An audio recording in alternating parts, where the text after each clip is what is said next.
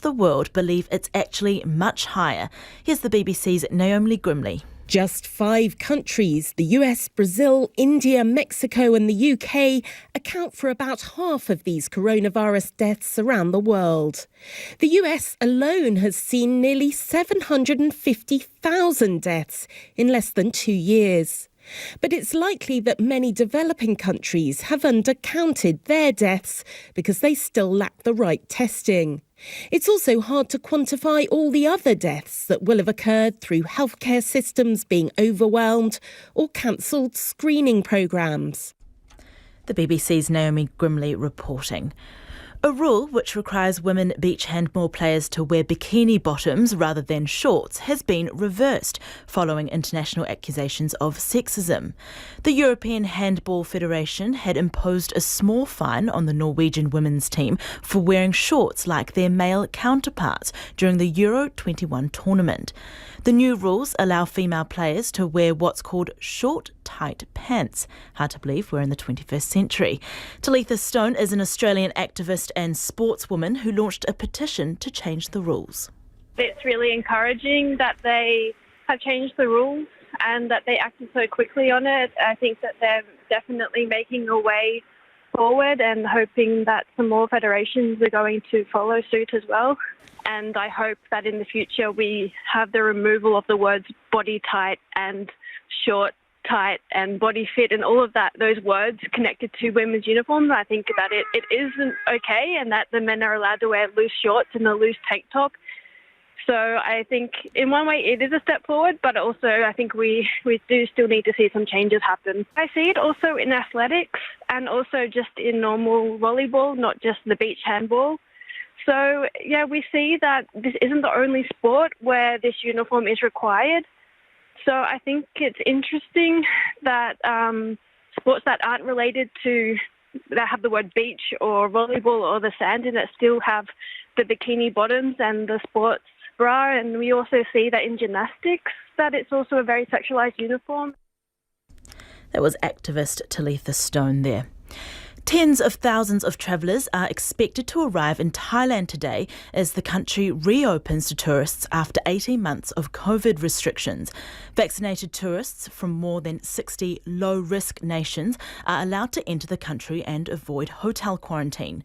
Tourist numbers are forecast to jump to as much as 15 million next year, bringing in tens of billions of dollars. However, much of the country still faces restrictions, with only about 42% of the population fully vaccinated. Thailand is still registering almost 10,000 new infections a day.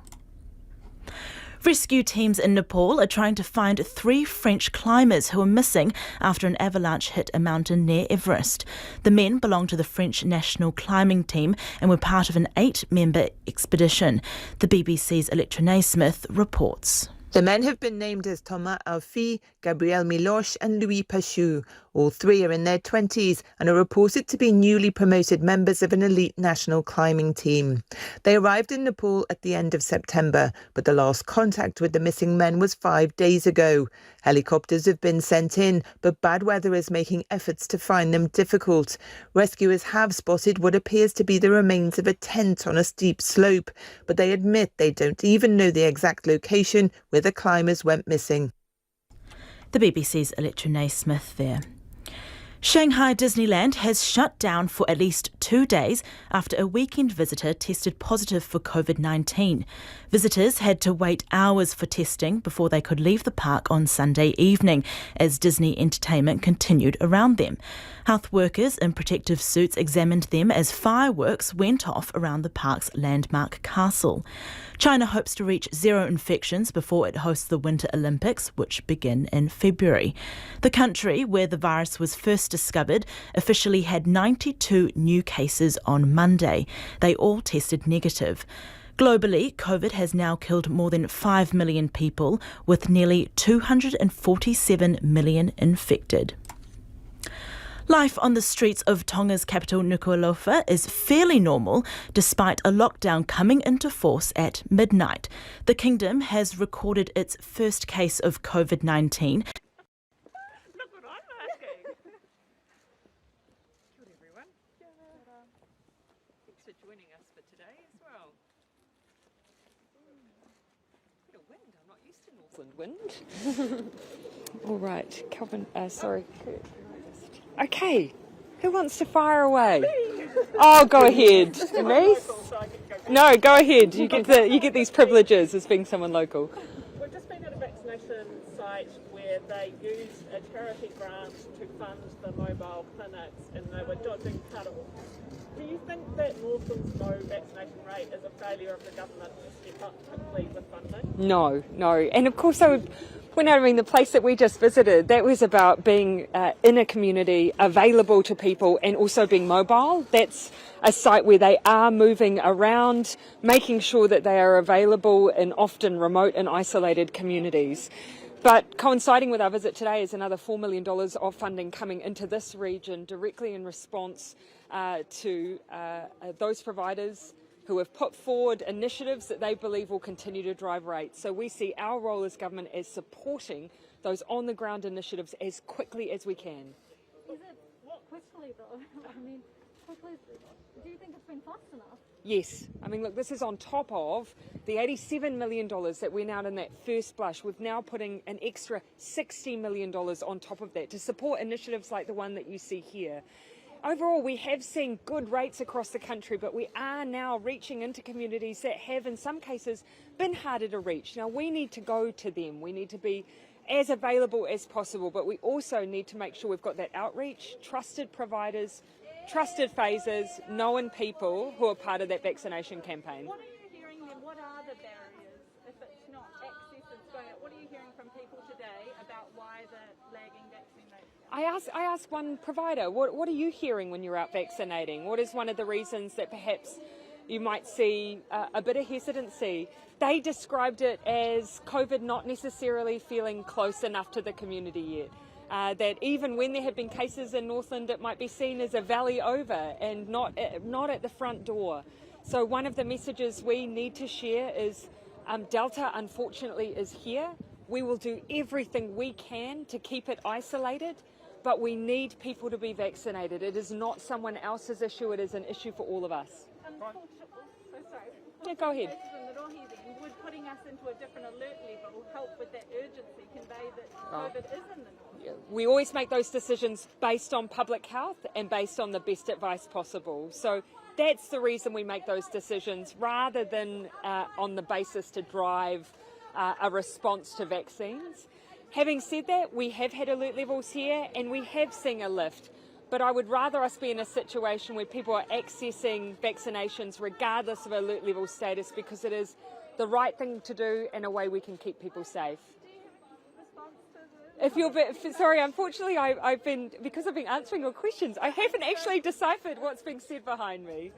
Sounds like a general protest about COVID, and I guess that's echoed in parts of Northland. Do you have any response? Well, what I'd say is, of course, that is, as far as I can tell, one person. In the time that I've been here, I've seen multiple individuals vaccinated. This is about making sure that people are able to be out, get the information they need, and if they have questions, that they feel safe to come and ask them and have them answered by a professional. And that's all I keep encouraging. It's what I keep encouraging people. Forgive me, sir. Can you name the woman who died from the COVID vaccine? Sir, I'll direct questions across those who are attributed here to be able to answer questions. If you may, yeah, go ahead. More cases popping up in Northland, and it's taking Ministry of Health up to 48 hours to report, to list some of them. Well, people who are tested positive are actually saying where those cases are. Is this good enough, or is it a sign of a system under immense? No, it's not. It's simply the fact that in some cases we'll have individuals who don't have a large number, or even many at all, locations of interest. That's often because if it's a work site, for instance, then we'll go straight in and test those work site colleagues without necessarily having to advertise that more broadly. So in this case, the individual has had their workmates tested, they've come back negative, and as other locations of interest are identified, they're uploaded. But so far, there haven't been many. What's the lesson from the High Court decision regarding the Ministry of Health and whānau? Yeah, so look, that decision's just come through.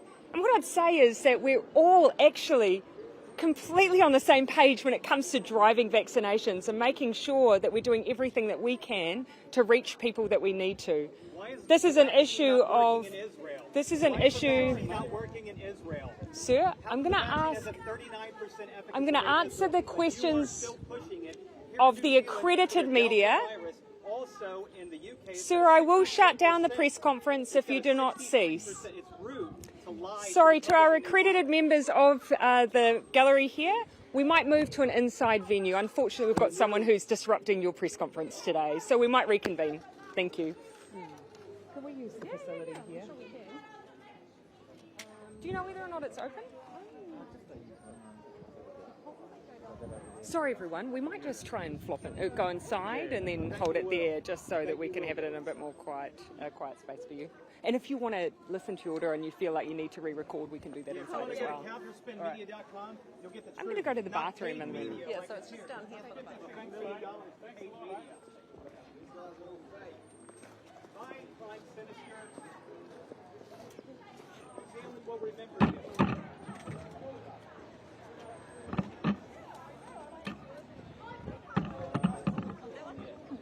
Somebody carry yours.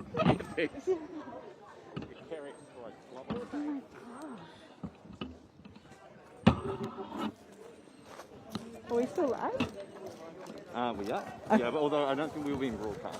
I think we just live streaming to back to...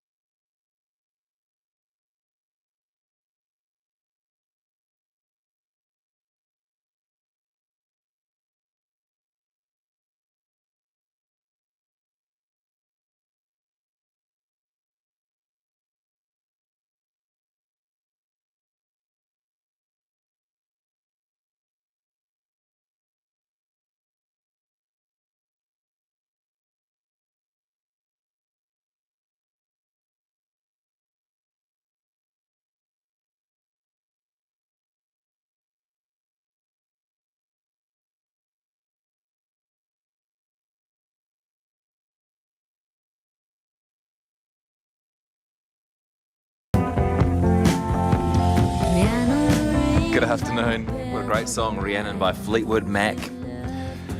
It's the choice of our Tuesday music feature guest today, something a little different for the Tuesday music feature. We've got an upcoming guest at Wellington's Verb Festival. It's a writers' festival. Sam George Allen is a writer from Australia, Tasmania actually, and she makes a podcast about creative writing. She's contributed to a number of journals, and her book is called Witches, What Women Do Together. It's part of the Coven theme of the festival, and she's been briefed to come on with us and share some witchy songs, a bit of a playlist that she listened to. Absolutely fine. If anyone feels the need to repeat, absolutely fine. It was a little hard for everyone to hear. I just said that my vaccination rates are so low in Northland. Yeah. That certainly doesn't help, does it? Yep. Okay. Sorry, Prime Minister. Go ahead. What are the lessons from the High Court decision regarding the Ministry of Health and Whānau? I think we are all absolutely on the same page. We want to lift vaccination rates, accelerate, in particular, Māori vaccinations as quickly as we can. This is an issue where there's some legalities, but we're working through some of those issues now that we have that ruling to try and resolve anything that is a barrier to vaccinating people as quickly as we can. So are you going to not appeal? You're going to give the information? I've not received any advice on that. We're now that we've got the ruling, we'll work through the details of that. But ultimately, as I say, we're all on the same page around wanting to vaccinate as quickly as possible. This is about requirements around information sharing, privacy and so on, but we can work through that. But this red tape this late in the game, especially with whānau already vaccinating and doing the mahi. And of course, today is part of the announcement of additional funding that's going out. Whānau Ora are recipients of that. So we have been working closely with Whānau Ora. This is an issue around what data is able or should be shared, but I am confident that we will be able to find a way through those issues and continue to vaccinate as we have to date. If you're all on the same page, was it a good use of money to go to court to argue that? Look, I'm going to allow the health team to work through the ruling that's just been issued.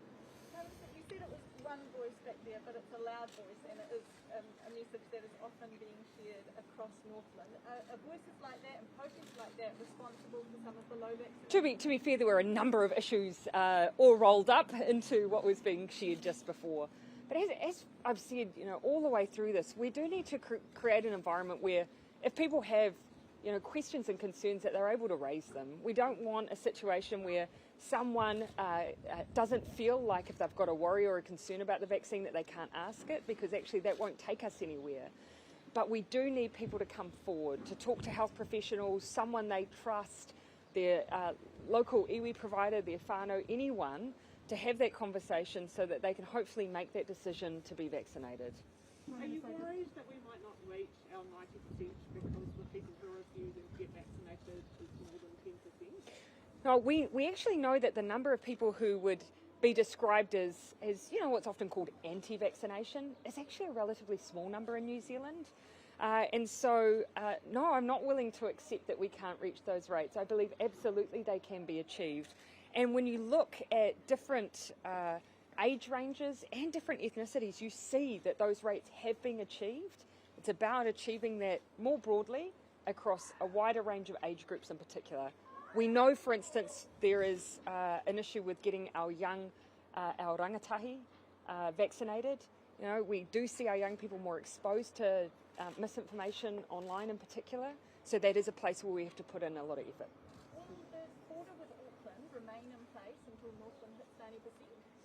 Well, of course, we have said that the border that we have now is serving a role for us, and so long as it is helping us to keep the outbreak in Auckland contained, we will keep using it. And so what it is in place doing a job, a very important job for us, but my message here to Northland as well is that we cannot assume that it will always be able to act as a barrier. We have seen cases despite best efforts come through. And so my plea is please don't wait to be vaccinated. We need people to act now. It is not just an issue for Auckland. Just to confirm though, if Auckland hits 90%, they move into the traffic light system. Northland, we're scheduled not to get there for quite some time. We've not at this point set any date or any condition on its removal. It is doing a job in helping contain the outbreak to Tamaki Makaurau, and we are continuing to try and protect the rest of the country, and Auckland is carrying that burden. But my message to everywhere else is despite those best efforts, we have seen cases come out, so we do need people vaccinated. Prime Minister, a couple of questions from Māori TV. Iwi in Northland slammed the government for turning its back on Te Tai Tokoro. Are you here seeking redemption? Well, of course, I would push back on the suggestion that we've turned our back on everyone. The reason I am here is because we want to see our vaccination rates accelerated across the country. And we're here to support the work that has been done, the excellent work that's been done so far, and to, of course, announce that extra funding in this region to try and accelerate those rates. Would the member for the area like to say anything on that?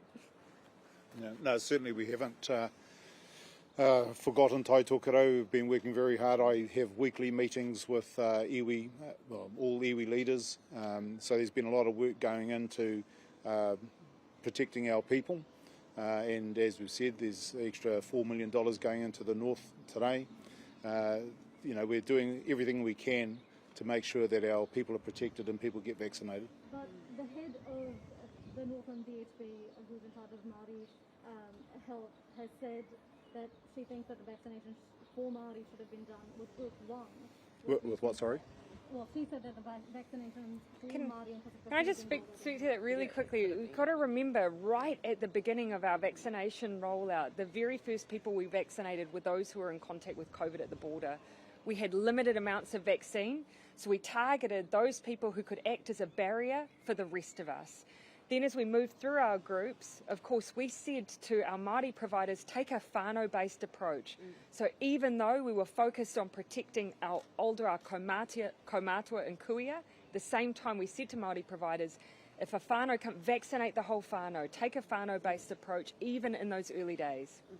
But surely the vaccination rates have shown that that hasn't worked, because it's Māori in particular that is... Well, actually, keep in mind when we had limited vaccines available, and they were limited, we didn't have enough for everybody in the beginning. We had to focus on older kaumātua and kuia, and you can see in the vaccination rates that did work. We have very high rates amongst those older cohort, and at the same time provided the flexibility to vaccinate others. Now, as we've moved through, we now, of course, need to lift the rates, particularly for the 12 up to around the 30 mark and beyond.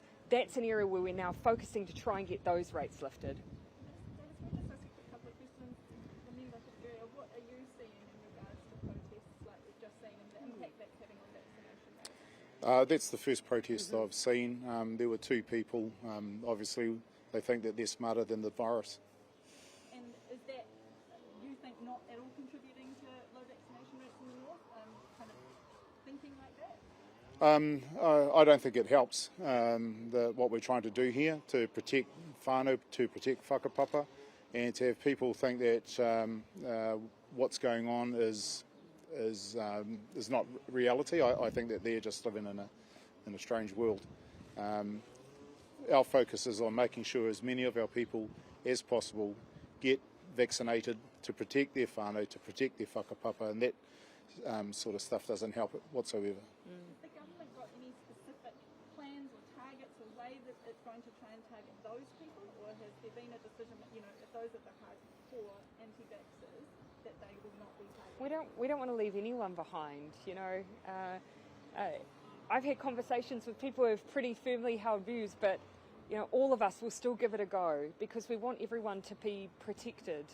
The most important people to share those messages, though, are people from within community, members of families, people who are known and trusted. So, yes, we have a job to do, though, in making sure that those people are supported to be able to do that work on the ground. Prime Minister, there's been a lot of...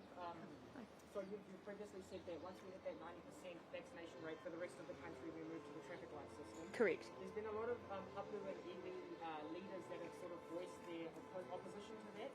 How much weight do those voices carry in your decision-making process in moving to that? Of course, we of course spoke to our iwi leaders and leaders within Māori communities before we made decisions around the new COVID protection framework. And we took on board a lot of that feedback. The reason that we, unlike many other countries in the world, will be seeking such a high vaccination rate before we move to that new system, which still has a lot of restrictions in it, is precisely because we want to protect people as much as we can. So that is the feedback we got. We've taken that on board, and that is why we're seeking such high rates across the country. All right, I'll finish with you, yeah. The protest or anti-vax sentiments that we heard, they were among the extreme, yeah. we heard, but... And they were two people. I think if we keep it in context. But that... Or was it four? But that sentiment... Four. Even to a lesser degree, it's clear that misinformation is spread. Absolutely. Absolutely. Well, look, everywhere. Misinformation exists everywhere, but it is still a minority voice, a loud one, but still a minority voice. I absolutely believe that what you're seeing in New Zealand with the rates that we have, 88% of New Zealanders now having had their first dose of those who are eligible, that is far higher than what you're seeing in many other countries. Now, for every one of those individuals will have possibly someone in their lives they may know who has not been vaccinated yet.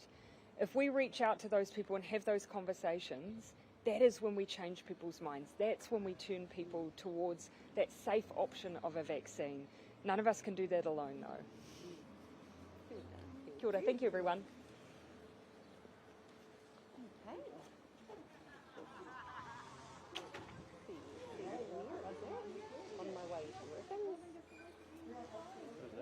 Oh, my sister's coming to get her second one.